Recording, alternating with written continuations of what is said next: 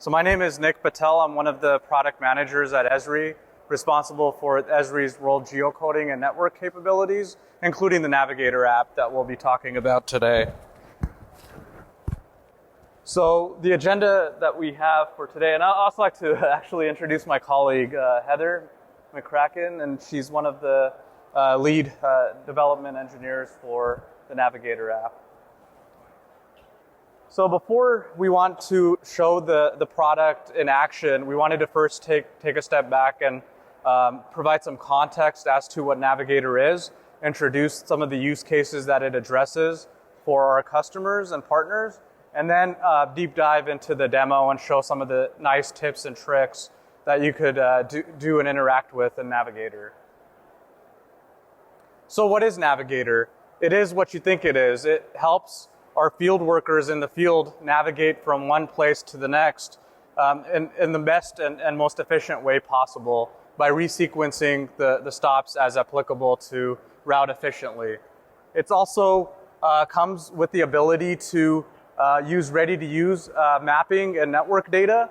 Also, you have the ability to build Navigator maps within Pro and export them into a format called mobile map package, and then leverage that package into the Navigator app, and we'll talk about the workflow in a moment.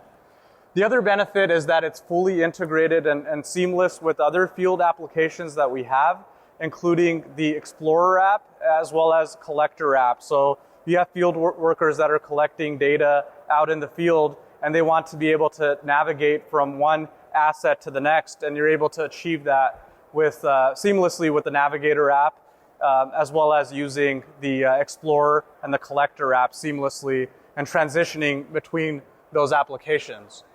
The other aspect is that all of this content is stored locally on the device, meaning that you are no longer dependent on network connectivity when you're out in the field collecting data, when you're out in the field navigating from one asset to the next.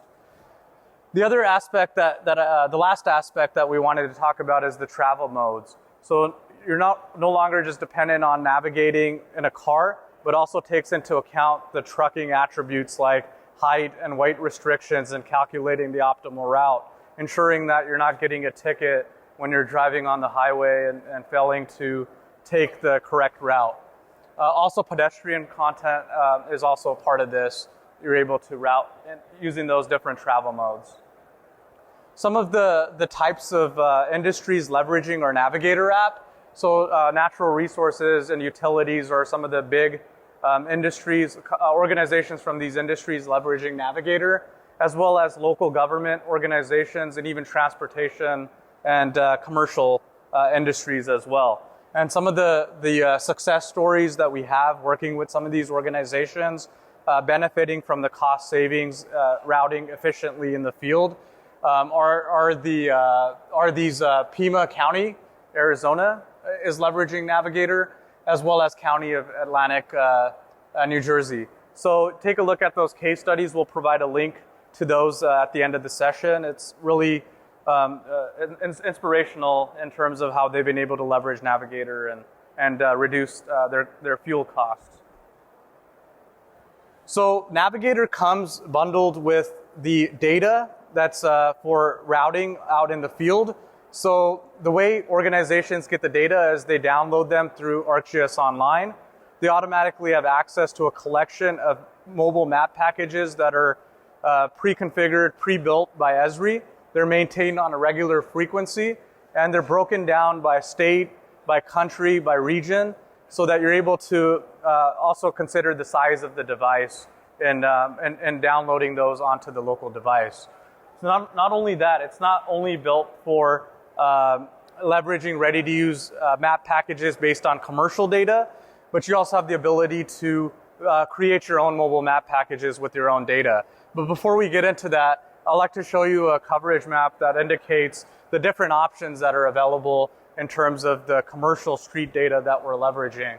So you can see we have country packages, as well as some of the countries are broken down into states and separate regions like Southwest, Northwest, and even in Australia, it's broken into separate divisions. It's also updated on a regular basis. So anytime there's an update to the mobile map packages, you get an indication in the app that indicates when you're due for an update, when you need to update that street data, update the mobile map package with the latest data. So here's the workflow for organizations actually managing their own asset data, their own network data, as well as their mapping data. You're able to, within ArcGIS Pro, you're able to create a mobile map package and share that directly with the Navigator app and store that locally to navigate on your own, using your own data, using your own asset data, and navigate through that. And now switching gears, Heather is going to actually show this great product in action. Heather?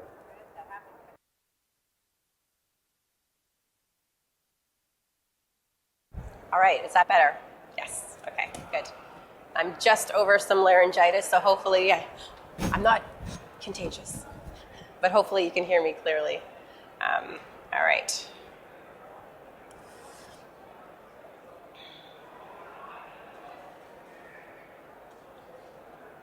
Hang on a second. Oh dear. It changed my resolution, so. System preferences. This is why we get here earlier to. Okay. All right. Showing fine now. Do you see the mobile device? Where is my mobile device? Good time. Oh dear. All right. Well. Can you guys see that? That's not actually awesome, is it? Let's see. Okay.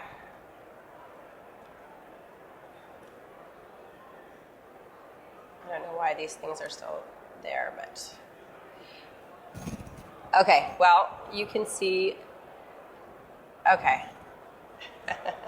All right, well, what you see here in the screen is what you are going to see when you first sign in to Navigator with your licensed user. So whether you're signing into your ArcGIS Online account or your portal, you'll be presented with this, what we call sort of the browse screen or the select map screen, where you'll see all the mobile map packages that are available to download in your organization.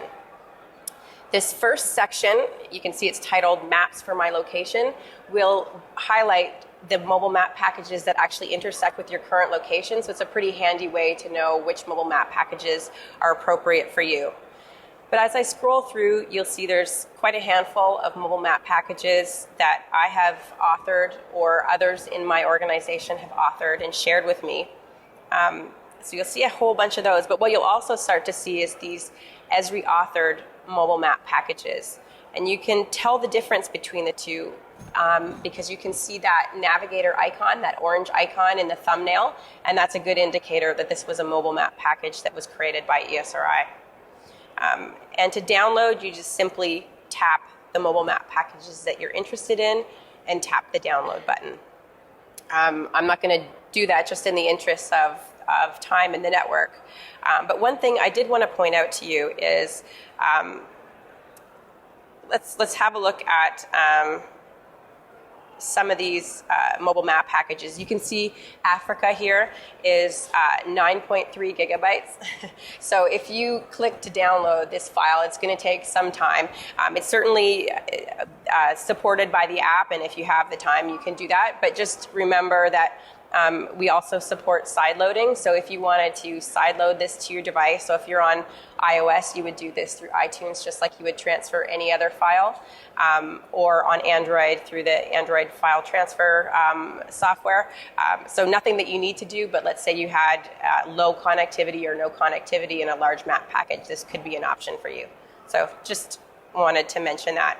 But I've already downloaded some mobile map packages, and I'm going to go into this California map, which is one of the Esri authored map packages. You can see I have a nice view of my current location. I'm right centered in the middle of the map in Palm Springs, and I can just immediately start planning a route. there's a couple ways that you can add destinations. You can search for an address and just simply pick it off of the suggestions there and tap the route to button, and it'll give you this nice route that it's generated for you. I can also use a place name, like I'm going to go to El Mirasol. Let's see, El Mirasol, which is a nice Mexican restaurant if you haven't been there already, and choose that. Alternatively, I could just drop a pin and navigate to that as well. So lots of different ways. You can feature search as well, which I'll show you in a few minutes, but lots of different ways to add destinations. So I've got a single stop route here, but I can add additional destinations just by tapping that plus button. And I can pick, say I'm going to go to the airport here and add that location, and just mix and match how I'm adding my destinations.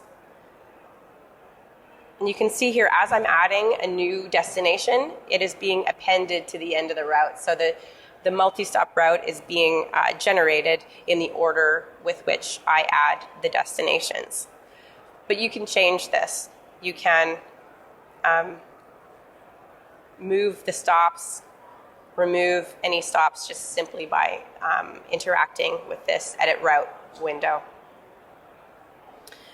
Another couple things I'll point out on this route summary page. If I tap the bottom left corner, you'll see the drive instructions, the sort of written drive instructions if you want to ahead of time investigate this and look at this. And these will update as you're actually navigating. These will clean up and update as you're going through your route. Another thing that Nick mentioned was the travel modes. So by default, when you open for the first time, we have it set on this car fastest time. This is what we sort of consider is probably what the majority of folks will be doing.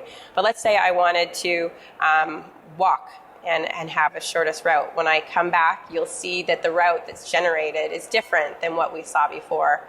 And that's because there's information in the network that is being used to generate these routes that knows that there's certain segments, certain paths that can be walked upon versus driven upon. So you'll get an efficient route for your mode of transport.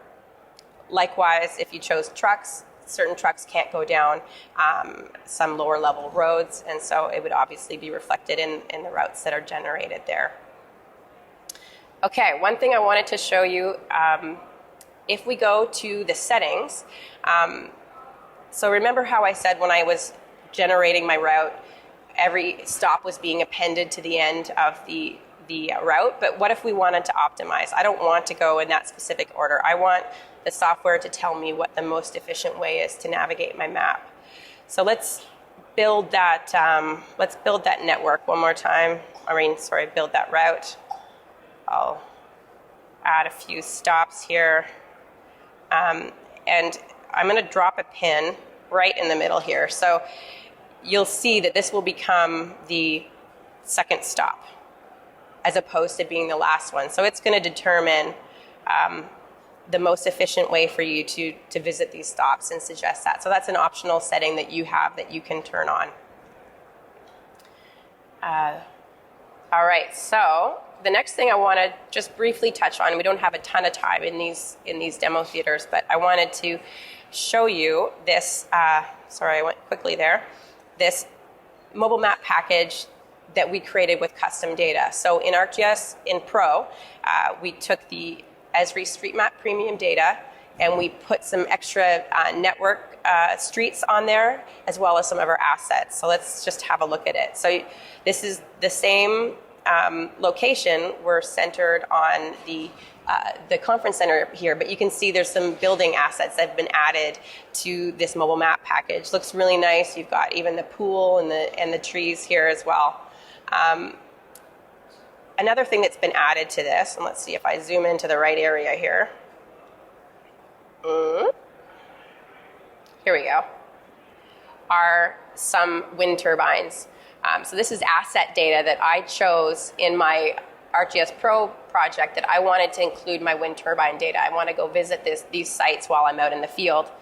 So not only did I include the assets, I also made the content searchable by the asset ID. So if I wanted to search for wind turbine, you can see how the suggestions are coming because that's how I set up my locator in Pro. I can just simply tap that, and when I generate my route, it's routing on the standard streets network, but it's also including those streets that go to my wind turbines that are part of my data that I use to compose this mobile map package. All right, so let me go back to the slides here. See how seamlessly I can do this now.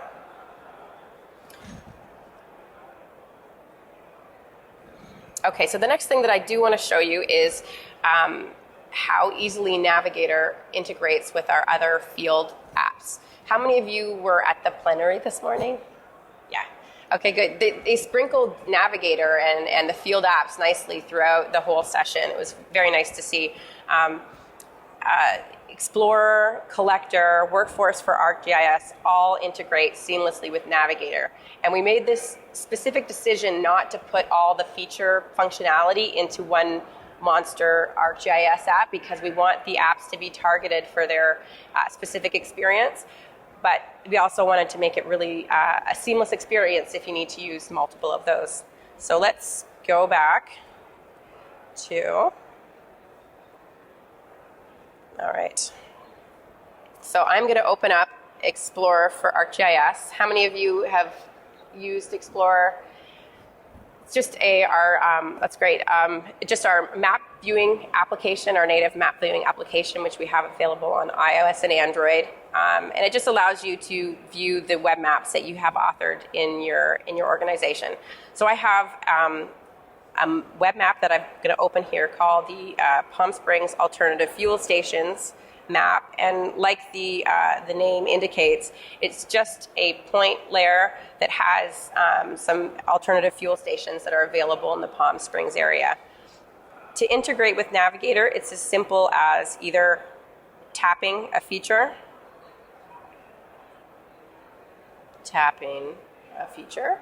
or searching for, that was odd.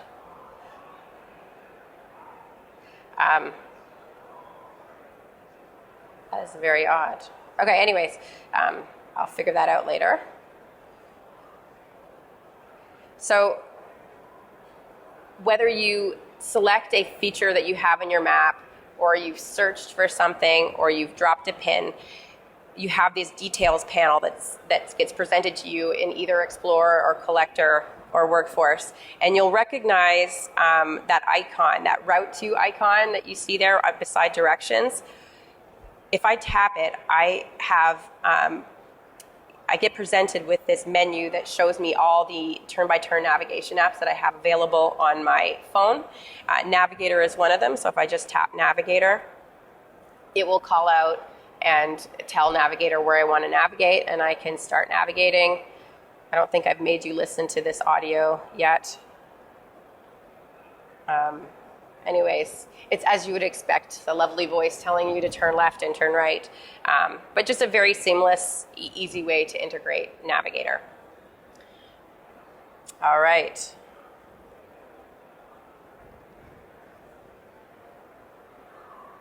So the next thing I want to show you is the Navigator URL Scheme.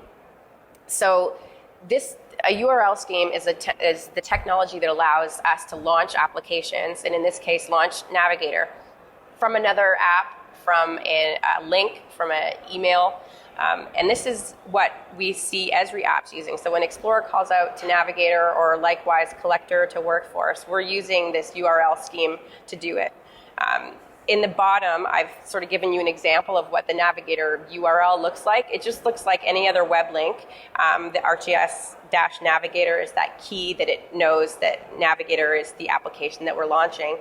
And we're passing just a bunch of key value pairs in the URL. We have parameters that support defining stops, enabling that route optimization, setting your travel mode, One that's pretty useful is a setting that lets you automatically start navigating. So if you don't want to just sort of go to Navigator and have to click the start button, if you just want to automatically start navigating, we have a parameter for that. As well as if you're calling this from your own custom application, you can specify the text that gets presented after the navigation is completed. It said, do you want to go back to, my route planner? And then that would be the OK dialogue that would get presented. We'll have this linked to the GitHub repository on the resources slide as well. But this is a bunch of Python scripts that will help you build URL schemes, and as well it fully describes the Navigator URL scheme, so you'll see what the different parameters are. But here's just some examples to give you a good hint. That top one is super simple. It's just a simple stop that is a coordinate. The next one is taking advantage of the locator that's in the mobile map package that you're calling into with an address. The third one there, you can sort of look for the bolded keywords, but optimize equals true, because by default that optimize is off just like it is when you're using the application. The fourth one down, you can pass a stop name. So just because you have this giant address list doesn't mean that's how you want to present it when you tap to view the stops. So you can specify a shorter name and specify the travel mode. And then that last example shows the final two parameters. Navigate equals true means that when Navigator's launches, it's automatically going to start navigating, go into navigation mode, and the callback, my cool app is what will be. Do you want to go back to my cool app would be presented in a dialogue. So how do people usually implement this? You could host a website that is clickable links. You could put all your routes that you want to go to, or that you want someone that you're working with to go to. You could just simply email or text message it to somebody, and they can click on it, have it launch. You could do that just as the link or as a QR code, which hopefully if I have time, I'll show you just a QR code that you can use. And if you have your own custom apps, you would just build the logic to create the URL scheme into your own custom app logic, and then it just fires Navigator. All right, so let me show you.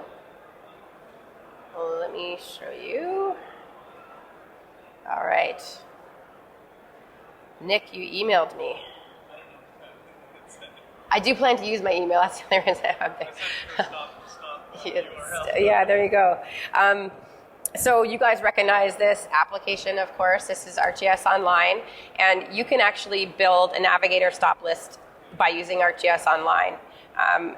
To do this, I've just tapped on one of my features. So this is my alternative fuel stations. This is what the pop-up was supposed to look like when I was in Explorer. I'm not sure what was happening there.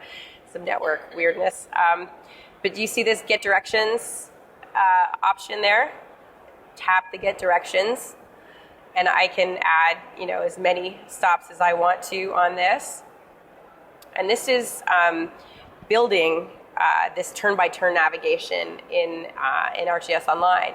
But this previously hadn't been consumable by Navigator. But the way that we've made this consumable by Navigator is by using this Save button. So what happens when you click Save, and I'll click Save, but I'll sort of jut out to a result that I've already created before this. It creates a route layer, which is an item type that just gets saved into your portal. And I'll open it up here. So this is one that I created earlier. You'll see those turn-by-turn directions listed here, but you'll notice this link here, a Navigator stop list. And I'm just going to copy-paste the link, actually, so you can see it more cleanly.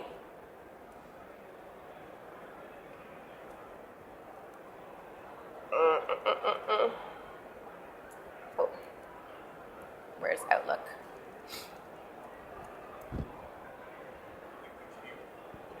Where is that? Oh, there it is. See it, sorry.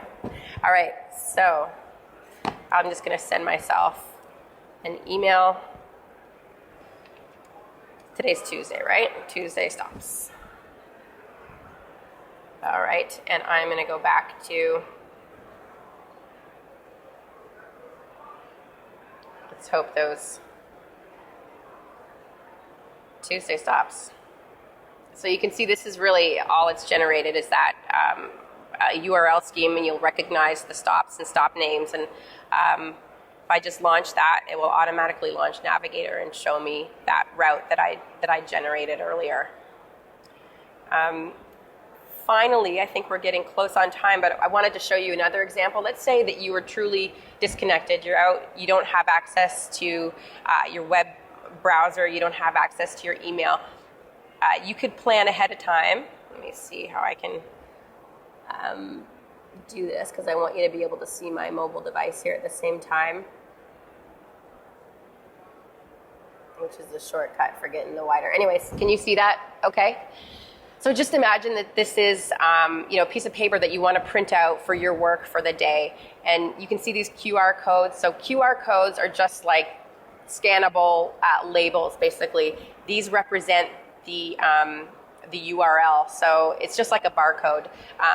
And there's QR code generators that you can go online and just put your link in there, and it will create this QR code, which is then scannable. So here we have a bunch of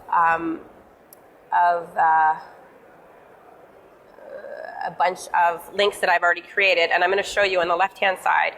I'm going to scan one of these URLs. So there we go.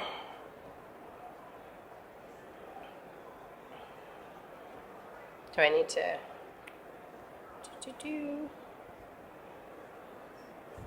I think I might need to make it bigger. It's not liking this. All right. Here we go. There.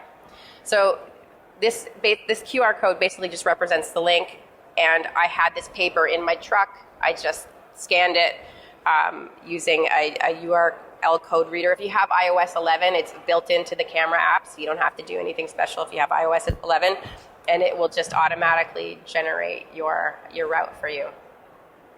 All right, so let me skip back to the slides here.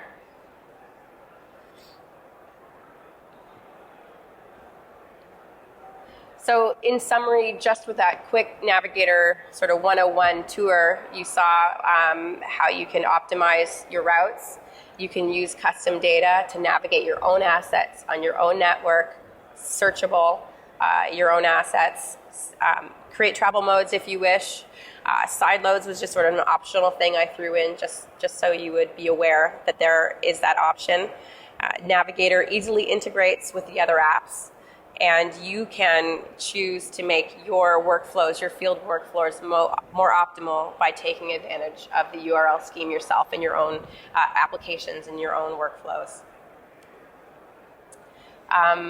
Here are some resources for some of the things that we talked about today, and Nick and I's contact information. And maybe I'll just leave this up, and if you have any questions for us, please feel free to ask. Yes.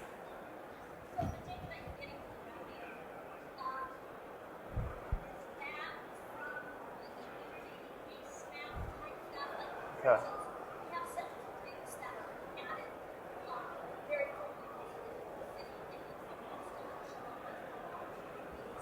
Okay. So the question is about the ready-to-use map packages that we deliver as part of Navigator. So that's based off of commercial street data that we license from here, and that gets packaged into the mobile map packages that we deliver as part of Navigator. But we do have a separate product, as Heather mentioned, called StreetMap Premium Custom Roads that enables organizations to stitch their local data to the commercial street segments and then repackage that and navigate seamlessly across the commercial street network data as well as your own. Any other questions? All right, we'll be here for a couple more minutes in case there's additional questions or if you wanted to come by and say hi. All right. Thanks so much, everybody. Oh, yeah, and just before you disappear there, we do have a few other sessions that if you want to learn more about it and get a little bit more into the details, we have sharing planned routes with Navigator, so that will drill in more to the directions that we saw in ArcGIS Online, and that's going to be at the demo theater later today. We have a road ahead for the mobile apps, and that's actually a great way to see what our plan is, what our vision is for the integration across the apps. And then the ArcGIS Runtime Network Analysis session on Wednesday. Okay, thank you.